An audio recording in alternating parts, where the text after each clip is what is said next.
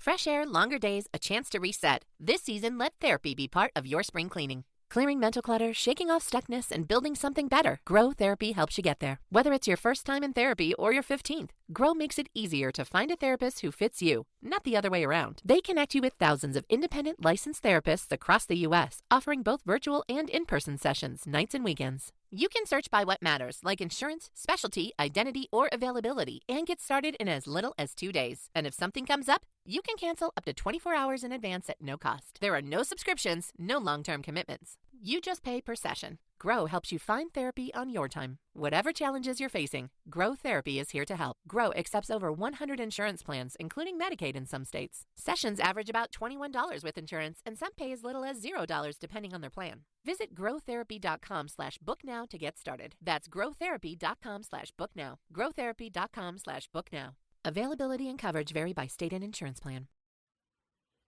Hi, everybody, and welcome back to another conversation with Three Geeks. Today, I am joined by Hayden Byerly, and I hope I pronounced that right.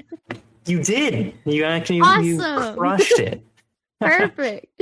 Hayden, welcome to the show. We're so thrilled to have you on. Thank you so much. I'm happy to be here. It's a pleasure. Well, I mean, what kind of got you interested in pursuing acting? Let's hop right in. Oh my gosh, you're really taking me back 15 years ago. I'm really stepping into my past. You know, it's funny, when I was growing up, I wasn't a big sports fan, and I found that different forms of art were my favorite subjects in school. I had the most fun just drawing stuff and messing around. So I was in the car with my mom on the way to school, and I heard a radio ad for a talent showcase event, and I called in. I grabbed her phone. I took it from her. Because again, back then, not all kids had phones. So right. I took her flip phone from her and dialed in, and I went to a talent showcase event. I won first place in my age group. I booked the first job that I auditioned for. It was a guest star on Zeke and Luther. Yeah. Still one of my highlight roles to this day. I got to, because they spray painted my hair. I had a mohawk, and they spray painted it black and white. And I had this big chain that said Slug Life on it. It was so much fun.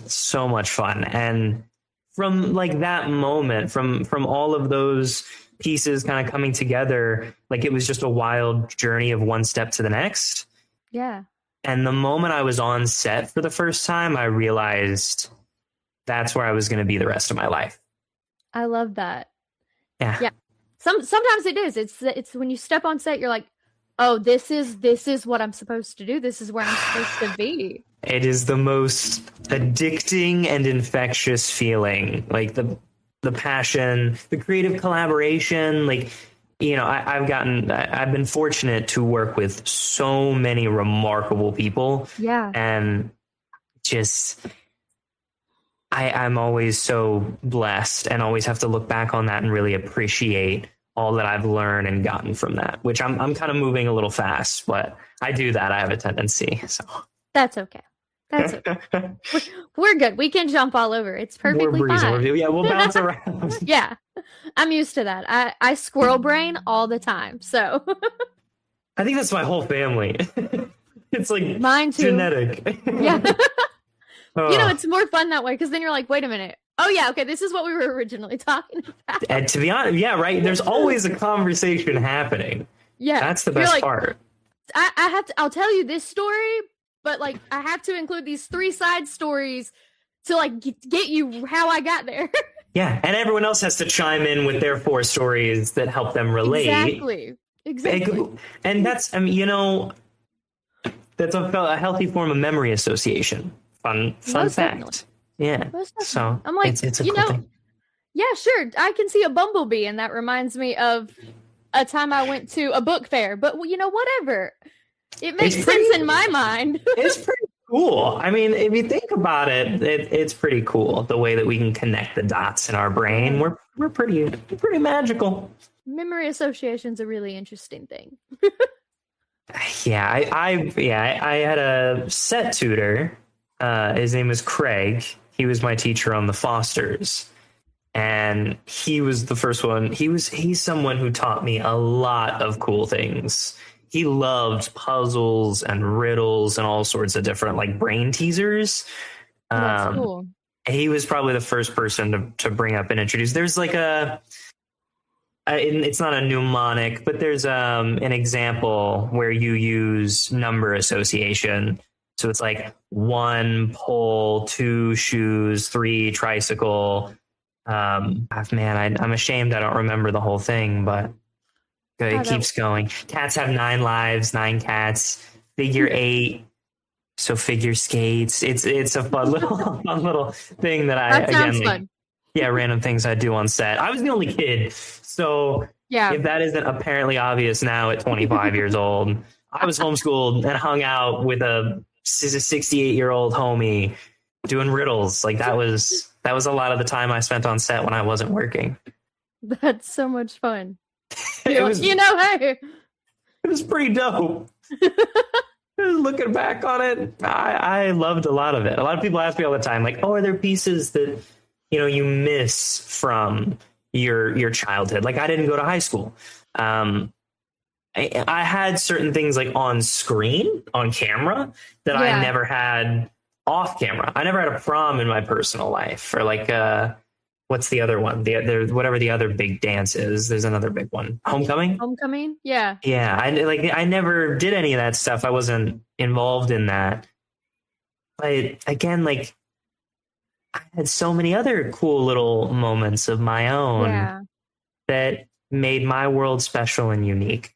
So I mean, you didn't really feel like you were missing out. I don't think so. I mean, I'd be a fool. Like, I think the beautiful thing about humans is that we crave to wonder. Like we desire to question things. So of course I can't help but sit here and think like, oh man, what if I did have this? And what if I was in those situations and exposed to these things? Like, I can't help it. Yeah. But our minds are wired to do that. Yeah. I'm very thankful for what I had. I certainly, I mean, people would do unspeakable things to have the opportunities I had. So I'm very thankful for it. That's such a good way to look at it, though. Like, not think about things you missed. Just be grateful for like the opportunities you had and the things that you were able to do. And hey, you can always have a prom on screen. That's so true. That's so true.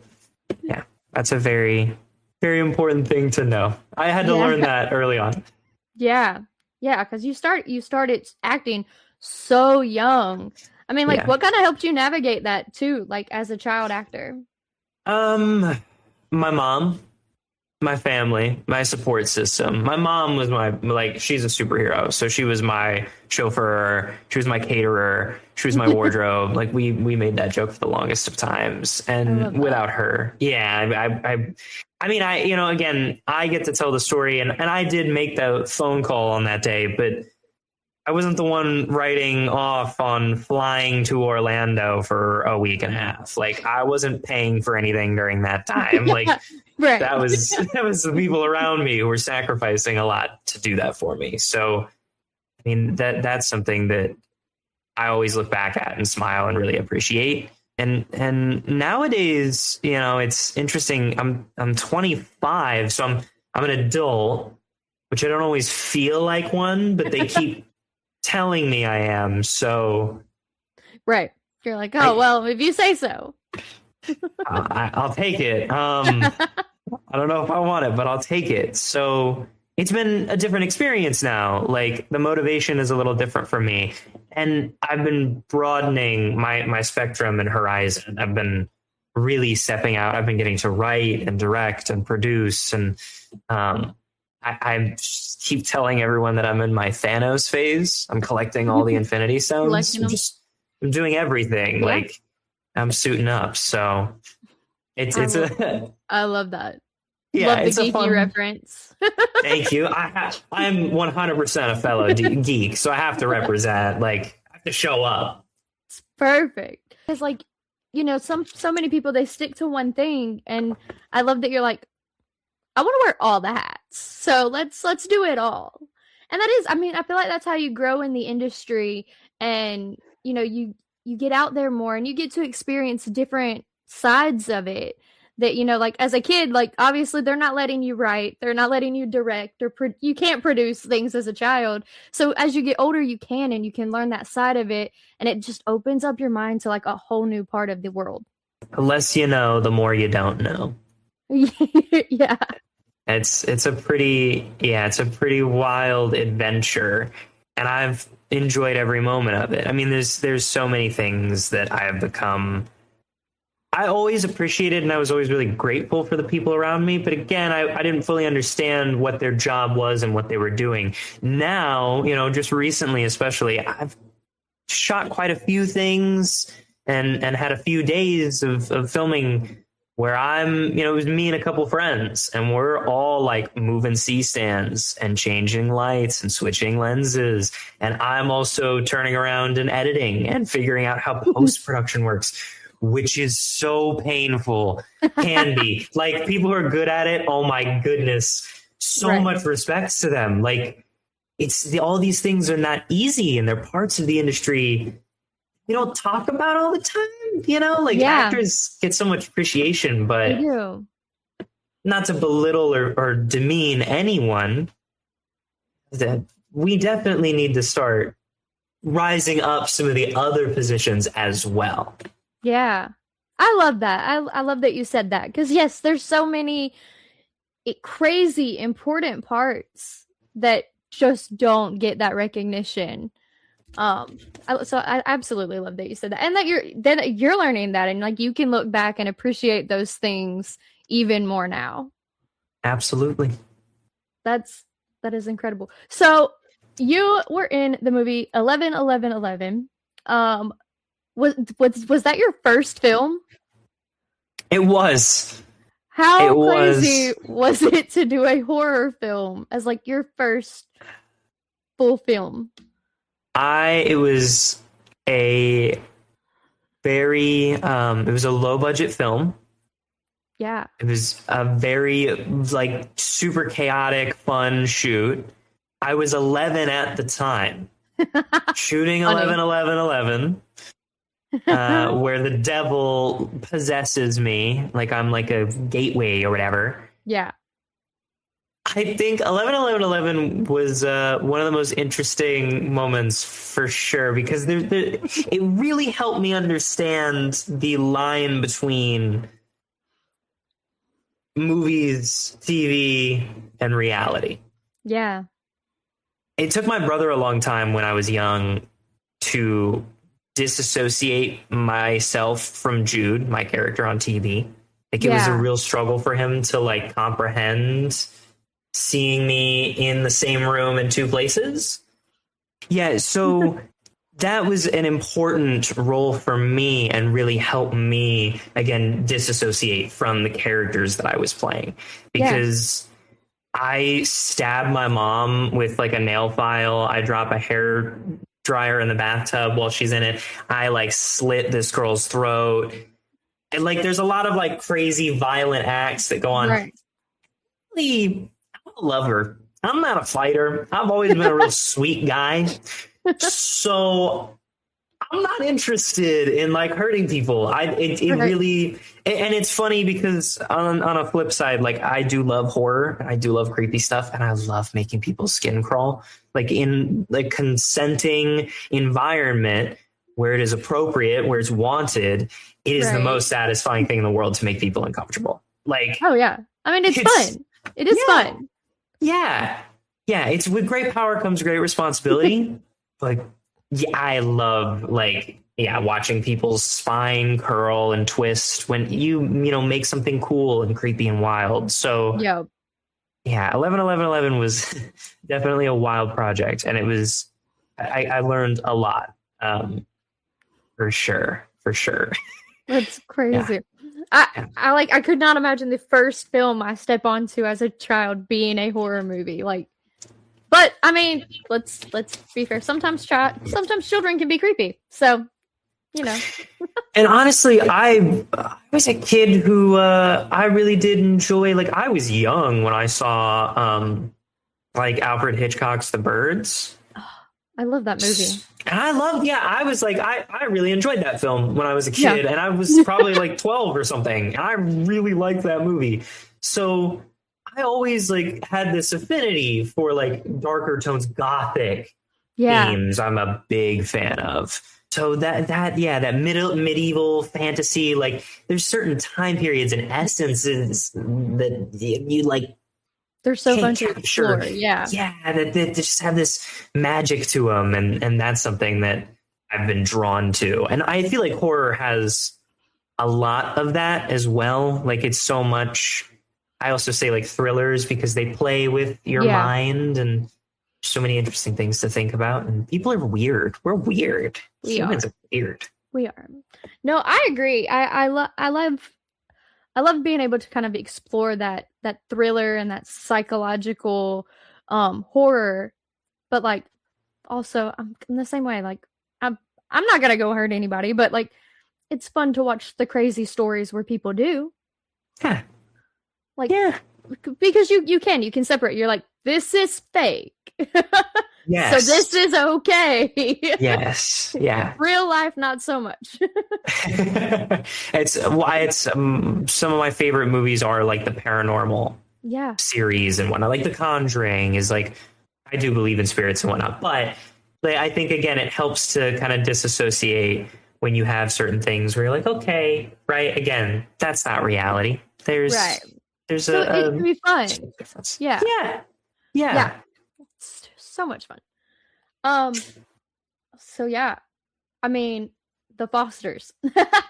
The Fosters meant so much to so many people. I mean, as a child, you probably didn't even like kind of realize how impactful so many storylines on that show would be. I definitely, it was definitely a hindsight type of experience. Like I was learning and understanding in the moment. I had been told and sat down, especially by, Brad, Peter, and Joanna, the creators of the show. They had talked to me and explained like what this was going to mean to the world and what this was going to do. Yeah. And I listened and I heard them, but I could never have comprehended or honestly even imagined truly the effect. Especially, I mean, I started again when I was 12, I think is when I started the Foster. Yeah, 12 to 17. So now, over a dozen years later, there are still people who come up and recognize me and talk about the impact and effect that it has had on them today. Yeah. Still younger generations who are finding the show and watching it through streaming platforms and are connecting and having a real meaningful connection to the show. So yeah, it's I can't believe it. I never will believe it because what we got to do was really magical. It was really special. We got to speak for a lot of people. Yeah. A lot of people who needed to be spoken for. And nowadays you look around and I feel like it's night and day. Like, yeah. Yeah. It's a lot different now than it was when the Fosters premiered like 13 years ago. Yeah. Yeah. It's wild to think again, like you get to see change enacted in your lifetime and to be a part of it is truly a blessing. Like it's truly a gift. I'm unbelievably thankful for the experience and all of the people who supported us and who watched and grew and learned with us along the way. Like it's a beautiful part of the magic of the industry. Yes, definitely. Creating. The Fosters was such like they really opened the door, I think, to a lot of incredible things, and they touched on so many topics that like a lot of shows hadn't really dared to touch on yet. Like, I mean, the impact of the Jude and Connor storyline. Like, no one had remotely had the guts to do something like that until them, and I think that's crazy. I mean, I've read a lot of social media posts like over the years because I was a fan of that show myself. Me and my sisters would watch it every time it came out. And like I've read a lot of things about how like that storyline specifically really helped people when they were finding themselves and helping them when they were coming out. What has that got to be like for you, like to hear fans' stories about like how a character you got to play helped them? I mean, it's a magical thing. I think that's really where all of my dreams and aspirations for what I want to do in life and who I want to be comes from, is the change and the effect I got to see firsthand. Yeah. And for the better, positively, like the overwhelming positive effects that I got to be a part of, that I was a piece of. I really wouldn't trade it for the world. Like, it's an indescribable thing. I think you can find it in a lot of aspects of life. I think a lot of people find that there's something gratifying in what they do, somehow serving others. And yeah, for me, the entertainment industry just feels like home. I love that. Yeah. I love that. What did it feel like for you personally to get to take on a role that really did support such a large community of people? I mean, it was a huge responsibility, you know. Yeah. It's a lot of weight to carry. It's a lot of weight to put on a kid's shoulders, for sure. Well, and especially when I was so young, like for a lot of that stuff, like I got to be a representative and welcomed so lovingly into the LGBT community. Yeah. And I'm so thankful for like the worlds that I got to grow up in as a kid. Like, I don't know, so, you know, I'm not like a political guy, this, that, and whatever, but I will say, as a 15-year-old, getting to go to Hamburger Mary's for like fundraisers, pretty dope. It was a pretty dope time. I enjoyed myself. Drag queen bingo is awesome. I'm just saying, like, some things are universal facts, but yeah, I really got to explore who I was in the most incredible way. I was exposed to so many different people and their stories and experiences, and I was living one world and really figuring out my own.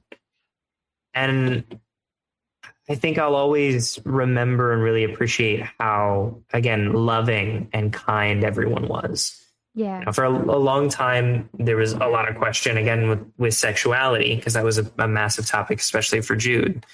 And for me, as I was a young kiddo growing up. And there was so many people from so many different parts of every little corner that were so kind and supportive and, again, welcomed me regardless of the answer. It didn't matter. I love that. Yeah, I mean, at the end of the day, like, love is love, number one, but we should all be supporting people regardless. Yeah, if we're in the circle. Yeah. Like, sometimes you have, it is your right as a human being to stand up for others, like, just because it's the right thing to do. Yeah. And I know that's not a hot take, but it sometimes feels like it gets lost nowadays a little, maybe. I don't know. It kind of does, yeah. But no, I agree. And I mean, like, love itself is the most important thing. And so we should all stand up for that. Absolutely. Sure. Absolutely. And I love that also you're a very, very big advocate for anti-bullying. And I love that, because I feel like that's something that we're seeing even more of, especially with social media and people getting to kind of, you know, hide their identities and anonymously do it. And, you know, it's giving people a bravery they shouldn't have. Yeah. I think, you know, it's wild. Like, I saw it in an era and a time of technology that was still very modern, but I mean, I can't imagine nowadays. I'm pretty sure I could set up like an AI chatbot to just bully someone, like to just spam someone's email forever. Like, you probably could. Yeah, the things you can do now, and the convenience of how, again, you can anonymously attack people is pretty wild. I think, you know, Yeah, I have a lot of experience with bullying in different ways. Yeah. I think that is again a big part of why I have always really stood up for it. And I think the most important thing I've learned is the whole like turn the other cheek kind of rhetoric is really true in the sense that I'm very like spiritual. I say hippy dippy. But I believe in like energy, right? Yeah. And we can measure energy. It's a scientific metric that exists, and everything vibrates at a frequency, all of the energy around us. So when we are in a certain mood, that changes our vibrations because we vibrate, we're a thing. And depending on the surroundings that you're in, that changes the vibration. So it's like the fun scientific explanation of why when you're in a room full of people who are really fucking depressing, it's easy to be really sad. You feel sad, yeah. It's really infectious. So it's it's a wild thing. I really do hope that, you know, at the end of the day, people. I just was at a summit for the Big Brother and Sisters Club of America. Big Brother and Sisters Club. Okay. Big Brother and Sisters of America. And I got to speak to some kids over there. And I feel like the most important thing, I rambled and ranted and said a lot of random stuff there too. I happen to do that everywhere I go. I'm a professional. But something that I do think actually held some wisdom is that I was talking to all of them and mentioned that the most important thing I've realized in my life at this point is to do not give any energy to the negative aspects of life. Like the universe is constantly going to push things at us, and it's all about how we choose to react. And when it comes to the negative stuff, truly just walk away. Leave it be. Don't look back. Don't deal with people who are a headache. Don't worry about problems that really aren't yours to solve. Just leave it alone. Like, let it be. It's not worth it. That's good advice because I mean you're not going to be able to control how others talk to you. So, or what they think about you. So why let their opinions sway you or change how you feel at all? Don't give them that kind of power. I love that. They don't deserve that kind of power. No, not at all.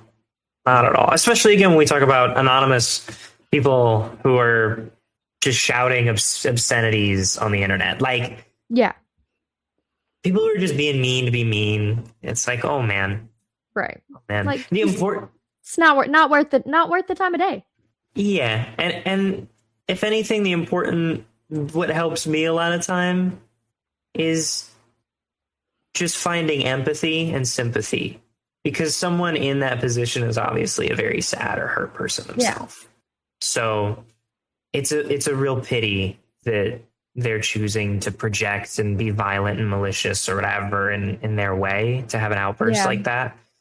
Because there's much more mature adult ways that we could all handle things and communicate. And, we could be skipping around in flower fields with rose petals, but come on.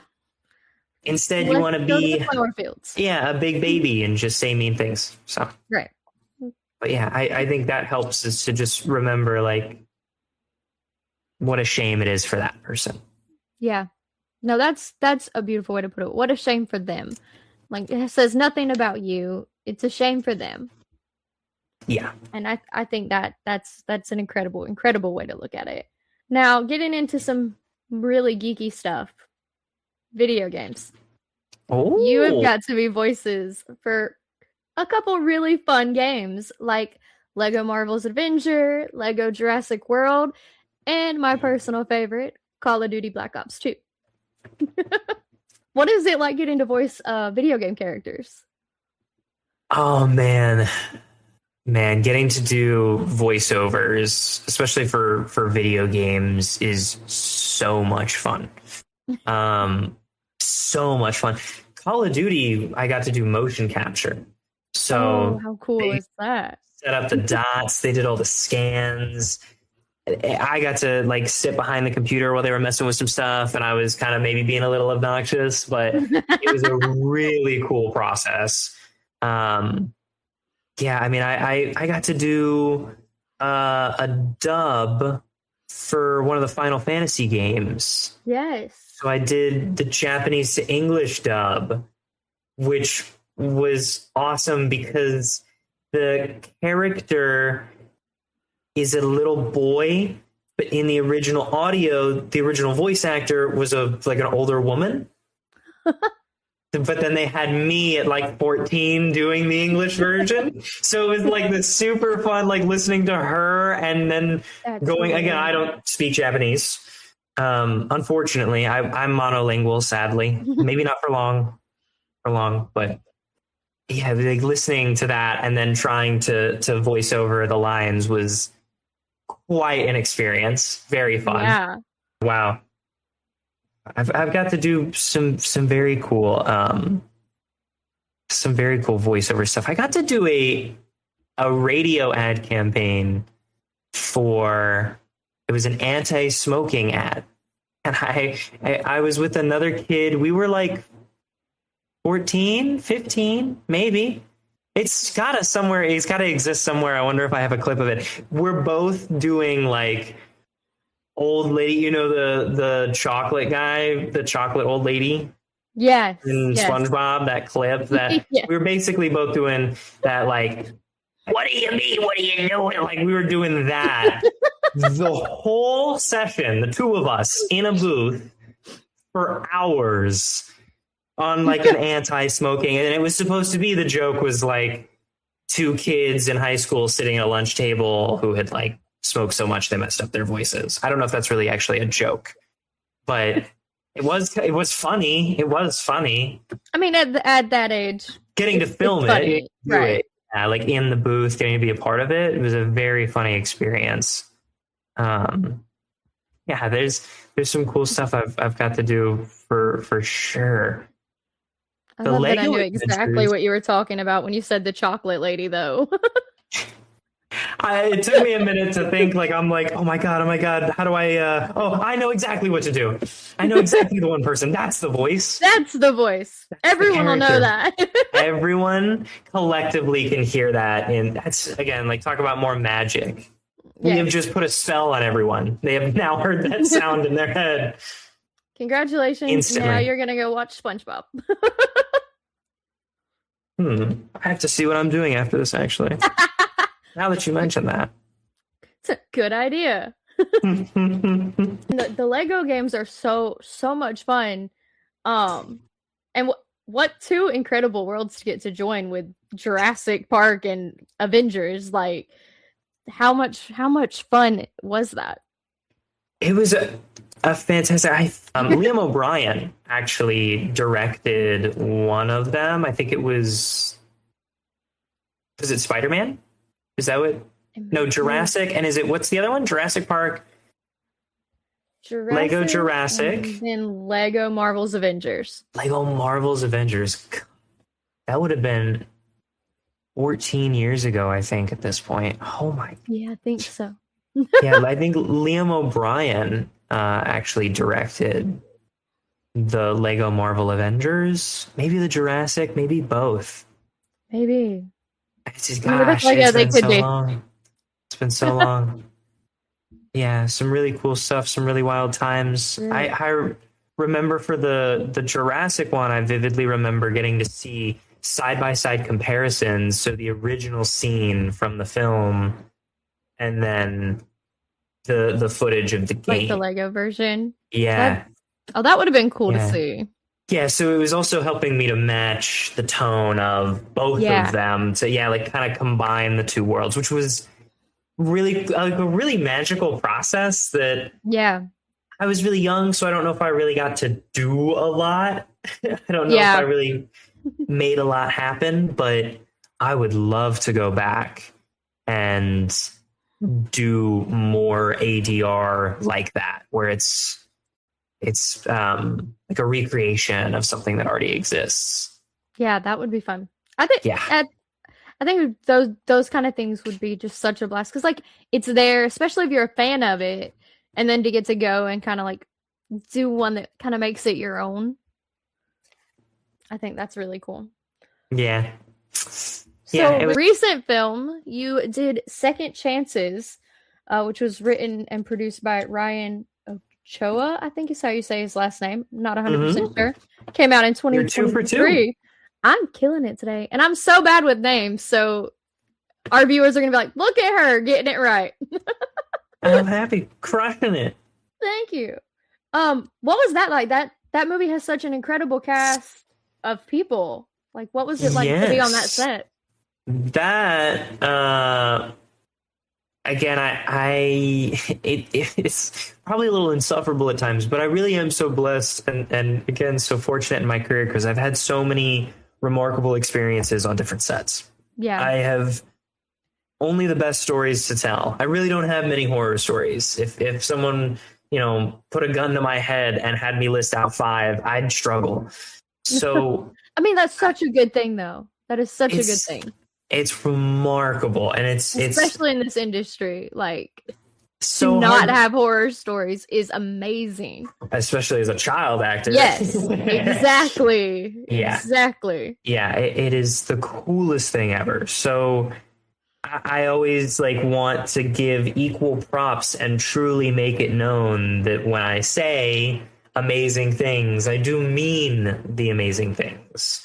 Second Chances was by far one of the most fun productions I've got to work on. The cast is insane. It's absurd. Yeah.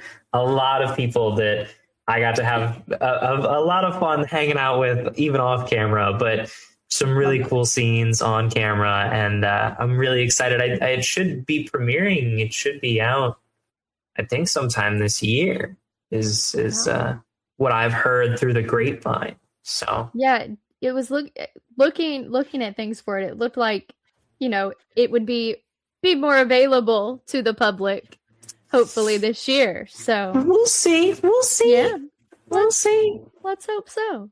Fingers crossed. But it's a very fun project. It's a super fun film.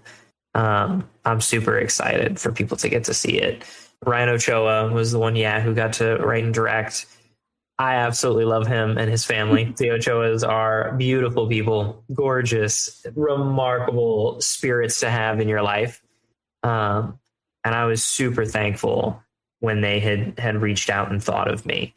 And I had a lot of fun getting to kind of branch out and step into a new character.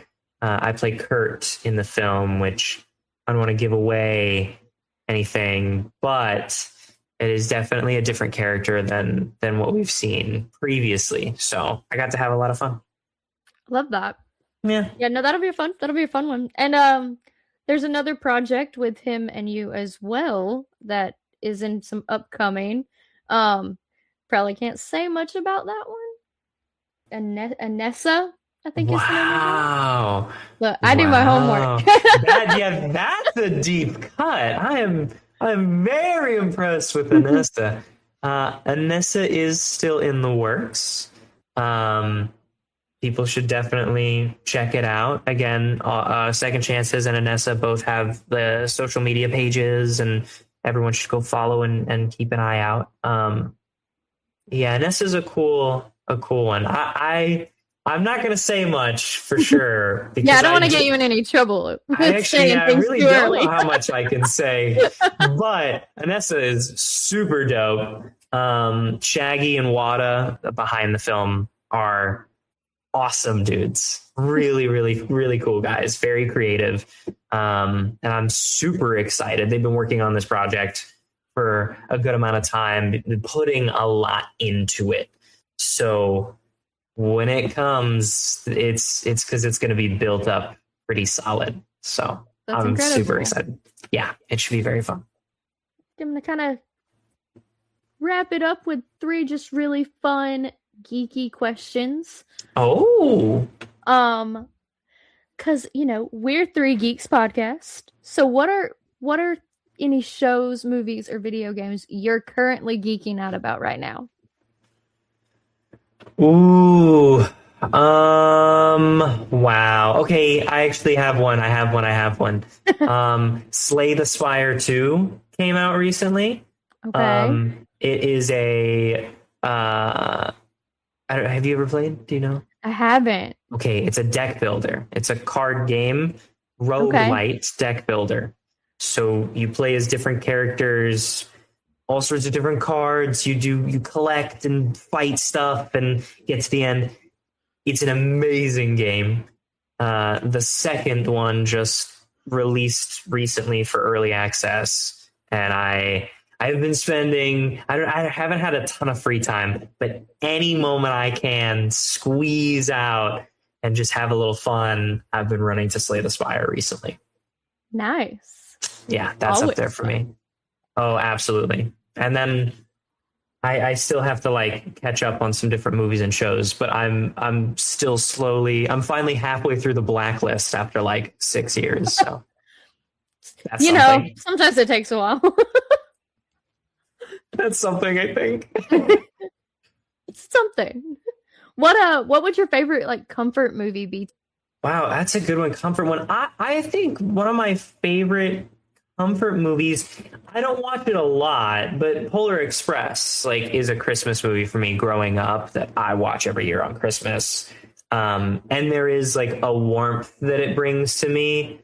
I think especially with the season, there's a magic to it that makes me feel really, really comfy for sure. But oh man, I don't know if I was to just put on a movie like right now. I'm not even sure. Notting Hill. Okay. Notting Hill might be one. I mean, that's maybe more like really sweet, but I mean, still. That's a movie that's just like very calming to me. I love that movie. It's a good one. Talk about love. Love is love. Yeah. And then if you could join any fictional universe, not Marvel, because you've kind of already done that. Easy. This is so easy. This is so easy. This is so All right. easy. This What's is your so universe? easy. I don't care what anyone has to say. I don't care. I would, in a heartbeat, be in the Star Wars franchise. Same. Same. If I could just zap myself into the Star Wars franchise, I'll be inside one of the robots. I don't care. I'll be a stormtrooper. Like, you don't even have to show my face. Just let me be in it. Just let me be a part of it. Just let me say part of it. that I was a part of it. Right. Like I would pay them to let me be a stormtrooper. Yes. Easily. I so much love fun. Star Wars with all of my heart. It's probably like one of the first. Again, you have like, Star Trek is maybe a little bit older than me. Again, you have Harry Potter, Lord of the Rings. You have all these different kind of like genres, especially of the sci-fi world.